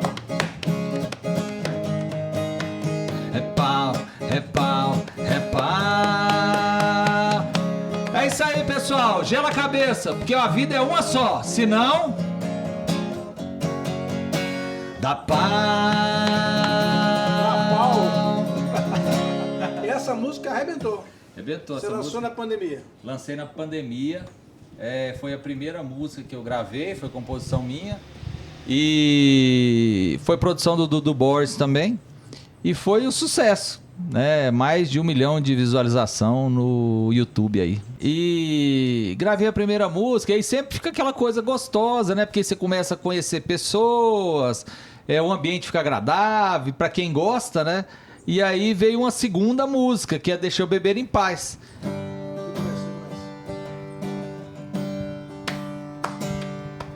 Sempre tive o controle da situação. Ninguém mandava em mim, só eu dizia não ou sim. Só eu dizia sim ou não. Você apareceu e me deixou perdidamente apaixonado. De pouco em pouco fui virando um pau mandado. Se quer saber, eu não tô nem aí pro que vão dizer. Se ela tá cansada, eu limpo o chão, lavo a roupa tudo à mão e cozinho todo dia. Levo na boutique, no salão, tô sempre à disposição, trato bem sua família. Mas eu só peço um favorzão, deixa eu beber, deixa eu beber em paz, deixa eu beber, beber em paz, deixa eu beber, deixa eu beber em paz, deixa eu beber, deixa eu beber em paz, deixa eu beber em paz, deixa eu beber. Beber em paz, deixa eu beber, deixa eu beber em paz, deixa eu beber, deixa eu beber em paz.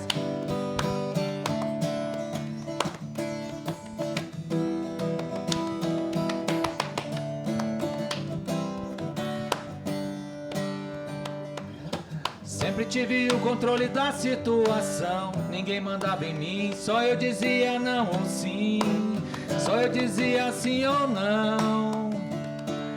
Você apareceu e me deixou perdidamente apaixonado. De pouco em pouco fui virando um pau mandado. Se quer saber, eu não tô nem aí pro que vão dizer. Se ela tá cansada, eu limpo o chão, lavo a roupa tudo à mão e cozinho todo dia. Levo na boutique e no salão, tô sempre à disposição, trato bem sua família. Mas eu só peço um favorzão, deixa eu beber, deixa eu beber em paz, deixa eu beber, beber em paz, deixa eu beber, deixa eu beber em paz, paz, deixa eu beber, deixa eu beber em paz, deixa eu beber em paz, deixa eu beber, beber em paz, deixa eu beber, deixa eu beber em paz, deixa eu beber, deixa eu beber em paz. É isso aí, doutor Adriano Almeida. E assim a gente se despede. Obrigado Que pelo convite, alegria, viu? que alegria. Prazer estar aqui com você. Por este cabelo novo e por muitas alegrias. Agradeço o convite, viu? Que bom ter você aqui. Começamos como um paciente um pouco querendo entender quem é esse doutor. Será que eu devo? Será que eu não devo? Eu subi por uns meses, voltei, ficamos amigos. Que bom ter você aqui. Obrigado. Obrigado eu. E obrigado ao Guilherme também. Valeu, Guilherme. Obrigado. Obrigado. Hein? Obrigado, Guilherme.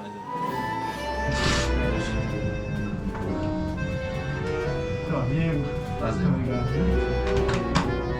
Foi ótimo. E eu aprendi a cantar hoje. Tá bom de back, viu? Gostou? Gostei.